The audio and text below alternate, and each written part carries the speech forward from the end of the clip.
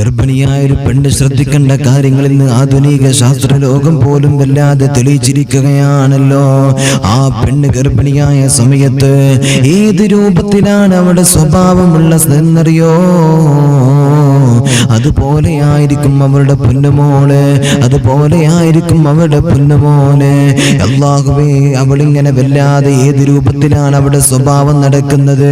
ഗർഭിണിയായി നിൽക്കുന്ന സമയത്ത് അവളുടെ സ്വഭാവം എങ്ങനെയാണോ അതുപോലെയായിരിക്കും കുട്ടിയുടെ സ്വഭാവം. കുട്ടി അത് വല്ലാതെ ബാധിക്കുന്നതാണ്.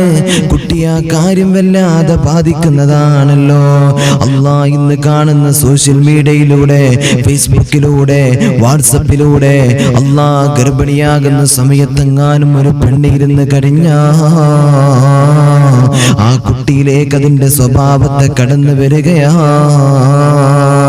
അതുകൊണ്ട് ഗർഭിണിയായിരിക്കുന്ന എൻ്റെ പ്രിയപ്പെട്ട മക്കളോട് പറയാനുള്ളത്, ഒരുപാട് ദിക്റുകൾ കൊണ്ടുവരണേ, ഒരുപാട് തസ്ബീഹുകൾ കൊണ്ടുവരണേ. അല്ലാഹുവിലേക്ക് അചഞ്ചലമായ വലിയ സ്നേഹത്തെ കൊടുക്കാൻ ആ സമയത്ത് നമ്മൾ ശ്രദ്ധിക്കണേ. ഒരു ഗർഭിണിയായ പെണ്ണുണ്ടല്ലോ, യാ ഹയ്യു യാ ഖയ്യൂം എന്ന് പറയുന്ന പുണ്യமான ദിക്ർ അവിടുന്ന് എല്ലാ ദിവസവും ഒരുപാട് തവണ ഇങ്ങനെ ചൊല്ലാൻ വേണ്ടി ശ്രമിക്കണേ. അവനിക്ക് നല്ല കുട്ടി ജനിക്കുമല്ലോ, അവിടെ കുഞ്ഞ് നല്ല കുട്ടിയായിട്ട് മാറുമല്ലോ. പിന്നെ നമ്മള് പള്ളിയിലെ ഉസ്താദിന്റെ കയ്യിൽ പോയിട്ട്, ഉസ്താദേ എൻ്റെ മക്കള് കള്ള് കുടിക്കുന്നവരാണ്, അല്ലാഹ് വ്യഭിചരിക്കുന്നവരാണ്, തെറ്റ് ചെയ്യുന്നവരാണെന്ന് പറഞ്ഞിട്ട് അല്ലാഹ് പ്രയാസപ്പെടുന്ന അവസ്ഥയിലേക്ക് നമ്മൾ കടന്നു വരൂലല്ലോ. അതേപോലെ തന്നെ ലാ ഇലാഹ ഇല്ലാ അൻത സുബ്ഹാനക ഇന്നി കുന്തു മിനൽ ളാലിമീൻ. അവിടുന്ന് മഹാന്മാരായ പ്രവാചകർ അല്ലാഹുവേ പടച്ചുറബേ വളരെയധികം മഹത്വത്തോടു കൂടി യൂനുസ് നബി അലൈഹിസ്സലാത്തു വസ്സലാം അവിടുന്ന് ചൊല്ലിയ ആ മത്സ്യത്തിന്റെ വയറ്റിൽ നിന്ന് രക്ഷപ്പെടാൻ അവിടെ നിന്ന് ചൊല്ലിയ മഹത്വമുള്ള ദിക്റാ. ഈ ദിക്ർ കൊണ്ടല്ലേ മലക്കുകൾ അത്ഭുതപ്പെട്ടു പോയത്, അല്ലാഹ് വലിയ സൗഭാഗ്യം കൊടുത്തു പോയത്.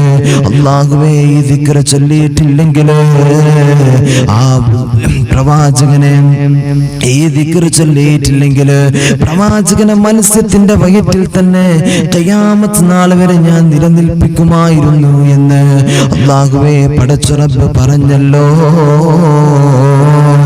അല്ലാഹുവിന്റെ വലിയ ദിക്ർ ചൊല്ലിയപ്പോ, അല്ലാഹുവിലേക്ക് കരങ്ങൾ ഉയർത്തിക്കൊണ്ട് ദുആ ചെയ്തപ്പോ അല്ലാഹു സുബ്ഹാനഹു വ തആല അവിടുന്ന് രക്ഷ കൊടുത്തല്ലോ.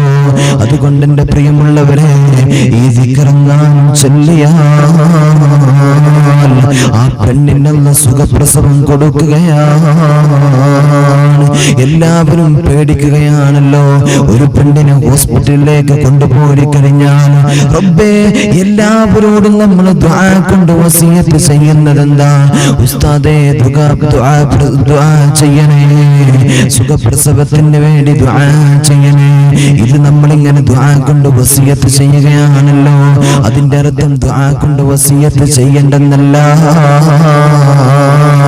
അതിന്റെ മുമ്പ് അതിനുള്ള മരുന്നുകളെ നമ്മുടെ ജീവിതത്തിൽ നമ്മൾ തന്നെ കണ്ടെത്തണേ.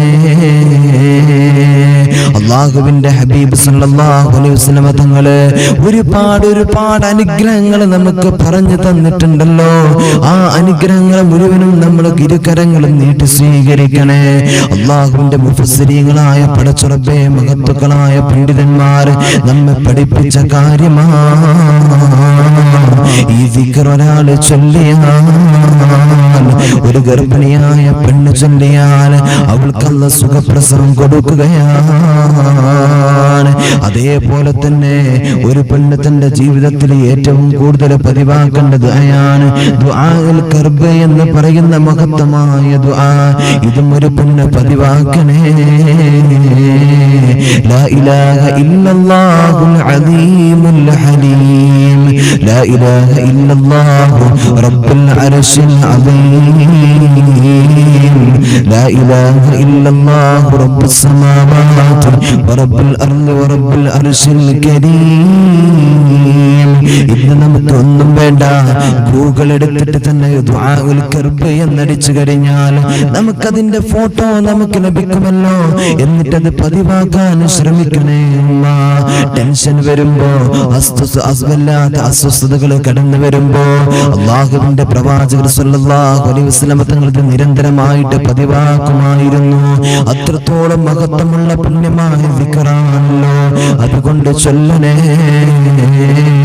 ഇതിങ്ങനെ ചൊല്ലിയ അല്ലാഹ്, ഒരു പെണ്ണിന്റെ പ്രസവ സംബന്ധമായ അസുഖങ്ങളുണ്ടല്ലോ, അവിടെ ശാരീരികവും മാനസികവുമായ പ്രയാസങ്ങളുണ്ടല്ലോ, അല്ലാഹ് ശമിച്ചു കൊടുക്കുകയാ. പ്രയാസങ്ങളിൽ അല്ലാഹ് മാറ്റി കൊടുക്കുമല്ലോ. അതിന് വേണ്ടിയാ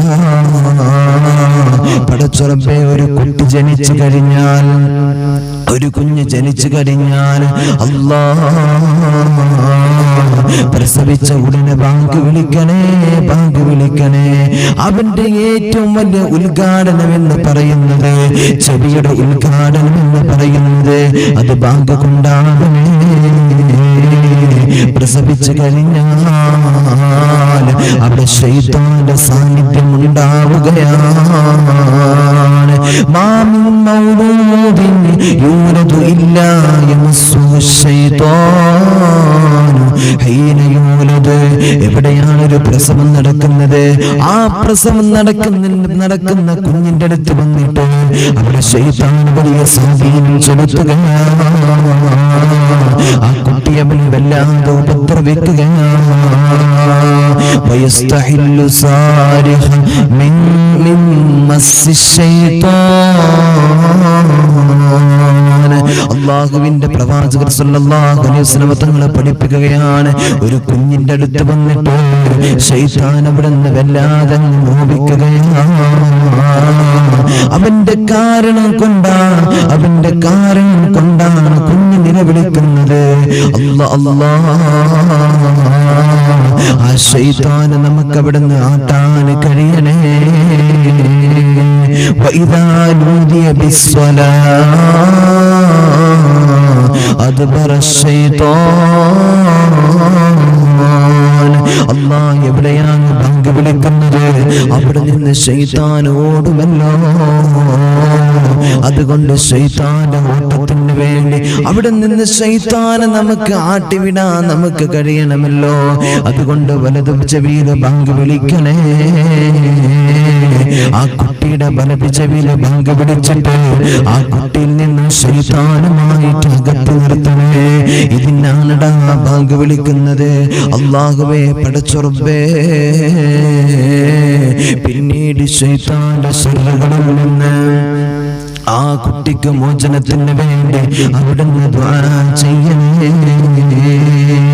മഹാനായ ഇബ്നു ഹജർ തങ്ങള് തന്റെ തുഹ്ഫ എന്ന് പറയുന്ന ഗ്രന്ഥത്തിൽ പറയുന്നുണ്ടല്ലോ,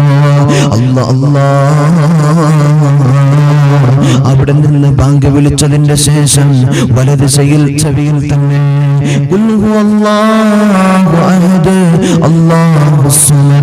എന്ന് പറയുന്ന പരിശുദ്ധമായ സൂറത്തുണ്ടല്ലോ. ഈ സൂറത്ത് 3 പ്രാവശ്യം ഓതി കൊടുക്കണേ. ഇതിങ്ങനെ ഓതിക്കഴിഞ്ഞാൽ അല്ലാഹ് കുട്ടിയിൽ വലിയ മാറ്റങ്ങൾ ഉണ്ടാവുകയാണ്. ഈ പരിശുദ്ധമായ സൂറത്ത് ഒരാൾ ഓതിക്കഴിഞ്ഞാൽ അവന് ഖുർആനിന്റെ 3-1 ഓതിയതുപോലെയാണ്. 2 പ്രാവശ്യം ഓതിയാൽ അത് 3-2 ഓതിയതുപോലെയാണല്ലോ. 3 പ്രാവശ്യം ഓതിയാൽ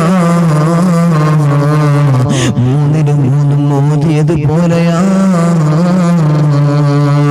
അല്ലാഹ് ഇത് ഓതിക്കൊടുത്തതിന്റെ ശേഷമുണ്ടല്ലോ, അവിടുന്ന് തന്റെ പ്രിയപ്പെട്ട പെണ്ണുമോളുടെ അല്ലെങ്കിൽ തന്റെ പ്രിയപ്പെട്ട പെണ്ണുമോളുടെ അല്ലാഹ് വലത് ചെവിയിലെ ബാങ്ക് കൊടുത്തു.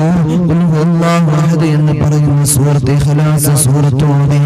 അതിന്റെ ശേഷം അല്ലാഹുവിന്റെ പരിശുദ്ധമായ ഖുർആൻ നമ്മോട് പഠിപ്പിക്കുകയാണ്. അവിടെ നിന്ന് എന്ത് പറയണമെന്നറിയോ? അല്ലാഹുമ്മ ഇന്നി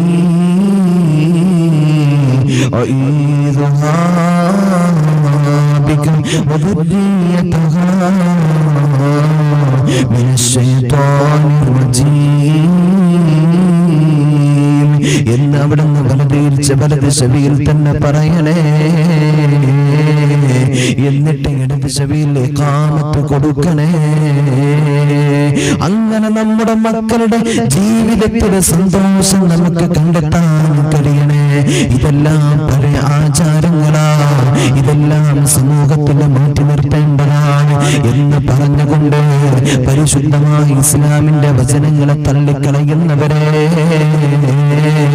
അല്ലാഹ് പടച്ചറബ് നമ്മെ വെറുതെ വിടുമോ? അല്ലാഹ് നമ്മളെ വെറുതെ വിടുമോ?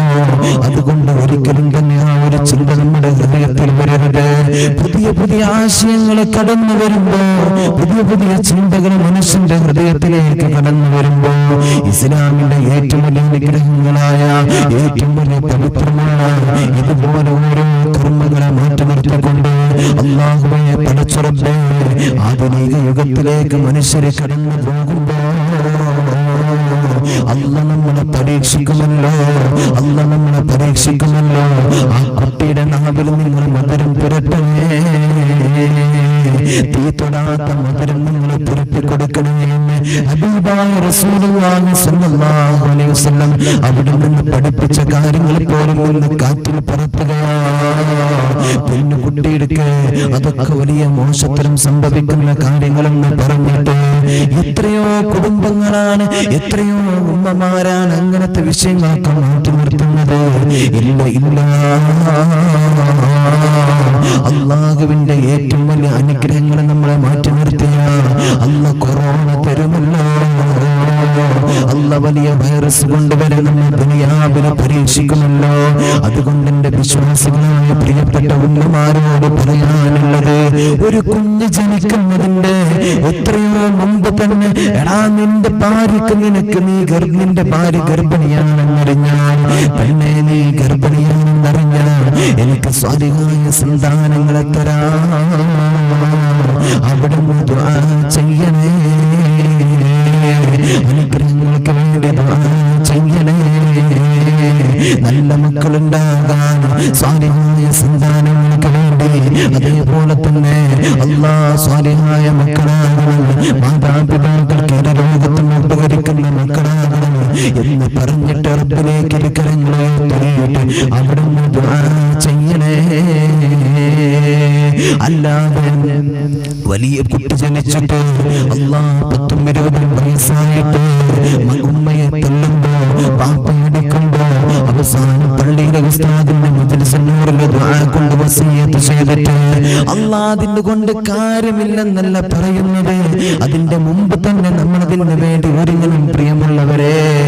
അല്ലെങ്കിൽ നാളെ നമ്മുടെ മക്കളെ നാളെ പരലോകത്ത് നമ്മൾ പിടിച്ച് ചവിട്ടുമല്ലോ, അവിടെ നമ്മൾ രക്ഷപ്പെടാൻ നമുക്ക് കഴിയൂല. അതിന്റെ യഥാർത്ഥ ഉത്തരവാദി നമ്മൾ തന്നെ വേണ്ടി വരുമല്ലോ. അതുകൊണ്ട് ജീവിതത്തിൽ ശ്രദ്ധിക്കണം, നമ്മുടെ പരലോകം സ്വർഗത്തിൽ നമ്മൾക്ക് വലിയ സ്ഥാനമാണ് കിട്ടാൻ. എന്തിനേറെ ദുനിയാവിന്റെ തൊലിക്ക് പുറത്ത് തന്നെ നമ്മുടെ മക്കളുടെ കാരണങ്ങളെ കൊണ്ട് നമ്മൾ വശലാകാതിരിക്കണം. ഈ കാര്യം നമ്മൾ ചെയ്യണേ. അല്ലാഹു നമുക്ക് തൗഫീഖ് നൽകട്ടെ. എന്റെ പ്രിയമുള്ളവരെ, അതുകൊണ്ടൊരു കുഞ്ഞ് ജനിക്കുന്നതിന്റെ എത്രയോ മുമ്പ് തന്നെ നമ്മൾ അതിനു വേണ്ടി ഒരുങ്ങണം. പടച്ച റബ്ബേ ഗർഭിണിയാണ് എന്ന സമയത്ത് നമ്മളിങ്ങനെ മൊബൈൽ എടുത്തിട്ട് WhatsApp, Facebook, Twitter, Instagram, YouTube പറഞ്ഞ് നെക്കിയിട്ടിരിക്കാൻ പാടില്ല. പടച്ചോനെ എടാ അതൊന്നും വേണ്ട എന്നല്ല പറയുന്നത്, അതിലൂടെയും നമുക്ക് വലിയ അനുഗ്രഹങ്ങൾ നമുക്ക് കണ്ടെത്താൻ കഴിയും. ഫേസ്ബുക്കും എല്ലാം യൂട്യൂബും എല്ലാം അല്ലാഹുവേ പടച്ച റബ്ബേ എത്ര പ്രബോധനങ്ങൾക്ക് കഴിയുന്നു, എത്രയോ വലിയ അനുഗ്രഹങ്ങൾക്ക് കഴിയുന്നു. എന്നാൽ അതിന്റെ പുറമെ പടച്ച റബ്ബേ അതിൽ വലിയ ഖൈറിനെ നമുക്ക് കണ്ടെത്താൻ കഴിയണം. അല്ലാഹുവേ പടച്ച റബ്ബേ ഈ ഓരോ കാര്യങ്ങൾക്ക് പുറമെ തന്നെ അല്ലാഹ് പരിശുദ്ധമായ ഖുർആൻ എടുത്തിട്ട് ഓതാൻ, അല്ലാഹ് പടച്ച റബ്ബേ മജ്‌ലിസിനൂർന്ന് ചെല്ലാൻ ഓരോ എന്റെ പ്രിയപ്പെട്ട ഗർഭിണികളായ ഉമ്മമാരും ശ്രമിക്കണം. അല്ലാഹു സുബ്ഹാനഹു വ തആല തൗഫീഖ് നൽകട്ടെ. അവസാനം വലിയ പ്രയാസം വന്നിട്ട് ഉസ്താദിന്റെ കയ്യിൽ പോയിട്ട് പിടിച്ചിട്ട് കരഞ്ഞിട്ട് കാര്യമല്ല. പടച്ചറബ്ബേ, തങ്ങന്മാരെ കയ്യിൽ പിടിച്ചിട്ട് എന്റെ മക്കളെ കൊണ്ട് ഞാൻ ബുദ്ധിമുട്ടി എന്ന് പറഞ്ഞിട്ട് കരഞ്ഞിട്ട് കാര്യമുണ്ടോ? ഇല്ല. ഇതൊക്കെ നമ്മൾ തുടക്കം മുതൽ ശ്രദ്ധിച്ചിട്ടില്ല എങ്കിൽ അല്ലാഹുവേ പടച്ചറബ്ബേ, വലിയ പരാജയം നമ്മൾ നേരിടേണ്ടി വരും. അല്ലാഹു നമുക്ക് ബോധം നൽകട്ടെ.